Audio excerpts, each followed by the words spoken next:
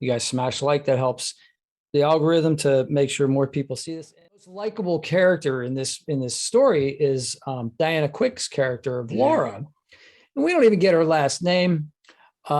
She kind of gets tossed about by the wind, by the fates. She's a lover of Dubert, but it's suggested that she's a lady of the army. And then she goes and gets married at one point, and her husband dies. And, the story is not very nice to her, but the male characters interact with her aren't extremely nice to her either. Like they kind of just like, oh, and they just kind of toss her about. There's a scene where Dubert is practicing with Morgan Shepherd and he's practicing his dueling skills in an upstairs studio, fencing studio. And she knocks on the door and says, I was told I could find Armand Dubert here. And he just gives her this look, and says, not it, and closes the door on her, just no consideration at all. She goes into Ferrot's tent at one point to confront him, and that's actually a really neat scene where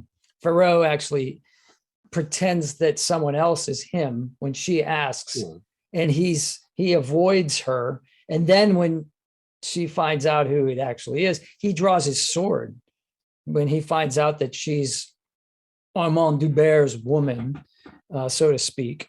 And he says something like, I knew a man who was stabbed by a woman, gave him the surprise of his life. And she says, I knew a woman who was beaten to death by a man. I don't think it surprised her at all. And just that attitude, of like, okay, this is a man's world. Like that's just the way, especially in the army, like that's the way this played out. And to capture that sensibility, which we, today in 2021 is completely foreign to us. And, like, what is this nonsense, this caveman nonsense? But to be sure, at the time, I would imagine that was prevailing, idea. So, but her character, actually, she has a lot of movement of character. And I don't know, I personally end up sympathizing with her. She's trying to find direction. She goes to a fortune teller, to find out, what to do.